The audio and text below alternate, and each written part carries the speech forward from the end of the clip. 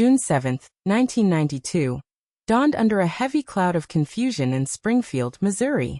Three women, Sherrill Levitt, her daughter Suzie Streeter, and Suzie's friend Stacy McCall, were gone.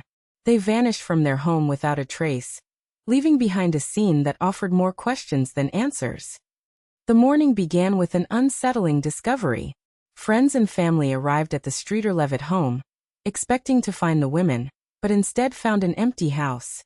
The front door was unlocked, a porch light shattered, and the television hummed silently in the living room. Inside, Sherrill Levitt's two dogs remained, unhurt but unattended. The women's purses, cars, and personal belongings were all still at the residence. It was as if they had simply vanished into thin air, leaving no signs of struggle, no forced entry, only a profound silence. Sherrill Levitt, a 47-year-old cosmetologist, had been looking forward to a busy weekend. Her daughter, 19-year-old Suzie Streeter, was graduating high school. Joining them was Suzie's best friend, 18-year-old Stacy McCall, also a recent graduate. On Saturday, June 6, Sherrill and Suzie spent the day moving furniture. Later that evening, Stacy McCall joined Suzie, and they attended several graduation parties across town, full of youthful excitement and anticipation for their futures. After the parties, Stacy felt unwell. Around 2:15 a.m. on Sunday, June 7, she called her mother, saying she would be spending the night at Suzie's house. This would be the last confirmed communication from any of the three women. Stacy's mother, Mary, spoke to Stacy just after 2 a.m. Stacy sounded tired, but otherwise normal. She never expressed any fear or concern about going to the Streeter Levitt residence. This mundane call would soon become a chilling last conversation. Later that morning, at approximately 9 a.m., Stacy's boyfriend, Bart Streeter, arrived at the house. He saw the shattered porch light and the unlocked front door but, assuming the women were still asleep, left to run errands. Within the hour, Suzie's mother, Sherrill Levitt, was supposed to pick up Stacy's mother, Mary, for a trip. When Sherrill didn't show, Mary and her husband, Les, drove to the Streeter Levitt home, unknowingly stepping into a growing nightmare. Upon entering, they found the house exactly as Bart had described. The door ajar, the TV on, and a strange silence. There was no sign of the three women, and a feeling of dread began to settle upon them. Something was terribly wrong. Panic quickly set in. Mary and Les McCall immediately called the police, reporting the three women missing.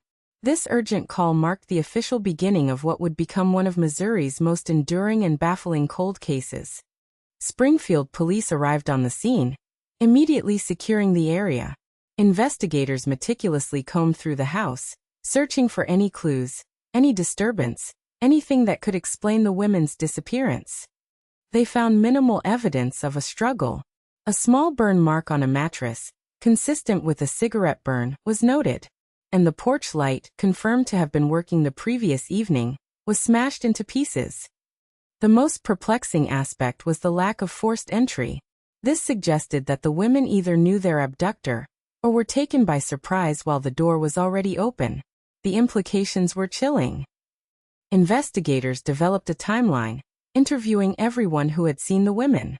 They traced their movements from the graduation parties back to the Streeter Levitt home, trying to pinpoint the exact moment of their disappearance. The community of Springfield rallied, launching extensive search efforts. Volunteers combed fields, forests, and abandoned buildings, but every lead, every search party, yielded nothing. The women had truly vanished. Days turned into weeks, then months. The initial flurry of media attention gradually subsided, but the family's agony remained raw. Hope dwindled with each passing day, replaced by a gnawing uncertainty. One early lead emerged. A strange phone call made to Suzie's voicemail at 2:36 a.m., just after Stacy's call to her mother. The caller, male, made a disturbing, sexually explicit comment. Was this connected? Another chilling detail. Stacy McCall's mother, Mary, received an anonymous phone call the day after the disappearance. The caller claimed to have information, but hung up abruptly. This lead, like so many others, went nowhere. Years passed, and the case remained cold. However, in 2007, a new, chilling detail surfaced. A woman claimed she saw a van near the Streeter Levitt home with three women inside, who appeared to be arguing with a man. If you're finding this true crime story as compelling and mysterious as we are, please consider hitting the like button and subscribing to our channel. Your support helps us continue to bring you these intricate, unsolved cases. Now let's delve deeper into the suspects. One prominent name that emerged was Robert Craig Cox, a convicted kidnapper and robber who was living in Springfield at the time. He claimed to know the whereabouts of the women, stating they were buried in a specific location. Cox passed a polygraph test regarding the location of the bodies, but failed when asked if he was directly involved. Despite extensive searches based on his claims, no bodies were ever found at the specified site. Another individual of interest was Gerald Carnahan, a convicted sex offender, who had harassed Suzie Streeter in the past. He was interviewed by police but denied any involvement, and no concrete evidence linked him to the disappearances. The case took another turn with the mention of Garland Nelson, a local man involved in a different, later murder case. Rumors circulated about his possible connection to the Springfield Three, but these remained unsubstantiated. Over the years, numerous theories emerged: a serial killer, a botched robbery, or even a pre-planned departure. Each theory, however, lacked the definitive evidence needed to provide closure to the families.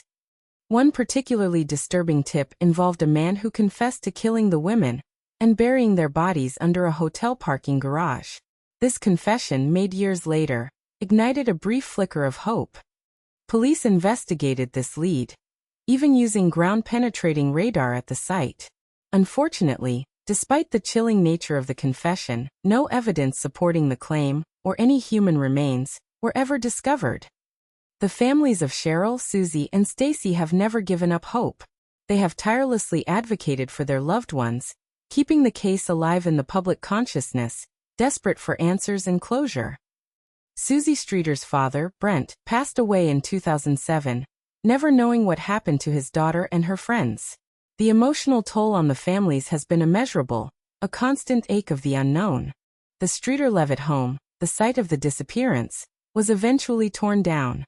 A vacant lot stands there now, a physical reminder of the void left by the missing women and the lingering questions. The Springfield Police Department continues to pursue any credible leads. The case remains open and active, with investigators holding on to the hope that new technology or a fresh perspective might finally crack the mystery. The case of the Springfield Three has captivated true crime enthusiasts for decades. Online forums and amateur sleuths continue to pore over every detail, hoping to spot something overlooked by official channels. A reward of $50,000 for information leading to the location of the women, or the arrest and conviction of those responsible, still stands. This substantial sum underscores the gravity and persistent mystery of the case. Each anniversary of their disappearance renews the anguish for their families and friends. They gather, light candles, and share memories, refusing to let the world forget Sherrill, Suzie, and Stacy. The absence of any bodies, ransom notes, or clear motives makes this case exceptionally difficult. It defies conventional criminal patterns, leaving investigators without a tangible starting point. To this day, the Springfield Three are officially listed as missing. They are not presumed dead, a legal distinction that reflects the lack of any definitive evidence, keeping their case in a haunting limbo. The legacy of this baffling case lives on, serving as a stark reminder of how quickly life can change and how some mysteries can stubbornly resist all attempts at resolution, leaving an indelible mark on a community. Every new cold case technique, every scientific advancement, is met with renewed hope that it might finally shed light on the fate of Sherrill, Suzie, and Stacy, bringing peace to their enduringly tormented families.